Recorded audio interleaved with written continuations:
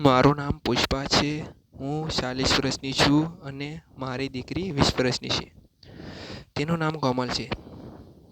મારી દીકરીના લગ્ન 2 મહિના પહેલાં કરાવ્યા છે. છોકરો ખૂબ જ સુંદર છે, પરંતુ તેની મારી પુત્રી સાથે બીજા લગ્ન કર્યા છે. મારા જમાઈની પહેલી પત્ની તેને છોડીને ભાગી ગઈ.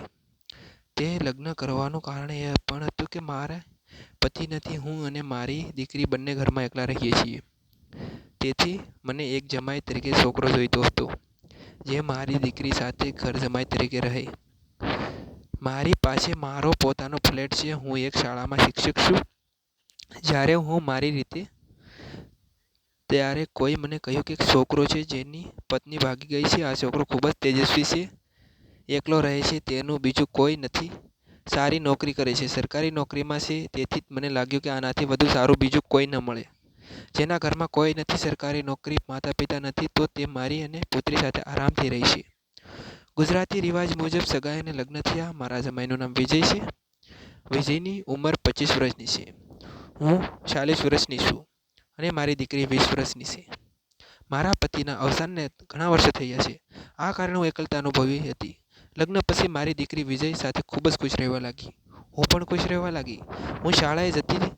2 થી 3 વાગ્યે મારી દીકરી પણ કામ પરથી આવી જતી અને મારા જમાઈ પણ આવી જતા. અમે બધા સારી રીતે રહેતા હતા. મારા જમાઈએ હવે મારા પર નજર રાખવાનું શરૂ કરી દીધું. મારી તરફ જોઈ મને જોઈ રહે છે અને જ્યારે વ્યક્તિ એક જ ઘરમાં રહે છે ત્યારે તે બેદરકાર બની જાય છે. મારી સાથે પણ આવું જ થયું છે. જ્યારે હું મારા જમાઈને દીકરો માનતી હતી, પણ તેણે મારી સાથે ક્રિકેટની મજાની રમત રમવાનું પ્લાનિંગ શરૂ કર્યું. પહેલા 2-4 દિવસ મને ગમતું નથી. પછી હું આ બધું કરતી. હવે મને ગમવા લાગ્યું. એક દિવસની રાતે મારી દીકરીને તેના ઓફિસમાં કામ માટે શહેરની બહાર જવાનું હતું. તે દિવસે માત્ર હું અને મારા જમાઈ બંને. મારી પુત્રી 3 દિવસ માટે ગઈ હતી. સાંજે મારા જમાઈએ અને મેં ભોજન કર્યું અને પછી બોટલ લઈ આવી. હું પહેલેથી જ ટલી હતી. જમાઈ, હું પાગલ થઈ ગઈ. અમે બંને એકબીજાની નજીક આવ્યા. પીધા પછી જમાઈ મને બહારમાં લઈ ગયા. ક્રિકેટની મજાની રમત રમવા પીચ તૈયાર હતી. મને રમતમાં મજા આવી રહી હતી. હું પણ ઘણા સમયથી આ મેચની રાહ જોઈ રહી હતી. આખરે આ દિવસ આવી પહોંચ્યો.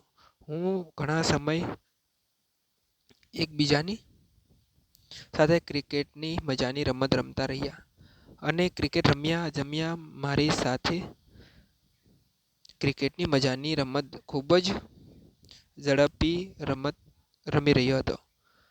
અમે બંને ખૂબ જ સમજતા હતા. અમે બંને એ ક્ષણે શપથ લીધા કે દરરોજ એકબીજાને માન આપીશું અને જ્યારે પણ સમય હોય ત્યારે અમે બંને એકબીજા સાથે સમય વિતાવીશું. 3-4 વખત મસ્ત ક્રિકેટની રમત રમી. બીજા દિવસે પણ 3-4 વખત મસ્ત ક્રિકેટ રમતી. મારી દીકરી ત્રીજા દિવસે આવી અને આખો દિવસ ગમતું નહીં. મને લાગ્યું કે હજુ થોડા દિવસ આમ જ ચાલ્યું હોત તો બધું સારું થઈ જાત. કદાચ મારા જમાઈને પણ આ પસંદ ન હતું. જો તમને વાર્તા પસંદ આવી હોય તો મિત્રો, તો વિડીયોને લાઈક અને ચેનલને સબસ્ક્રાઈબ જરૂર કરી દેજો અને ભૂલતા નહીં. અને ફરી મળીશું આપણે એક વાર નવા વિડીયોમાં. ત્યાં સુધી આવજો મિત્રો. વિડીયો પૂરેપૂરો જોવા બદલ તમારો ખૂબ ખૂબ દિલથી ધન્યવાદ મિત્રો. Tata, bye bye. મળીશું આવતીકાલે.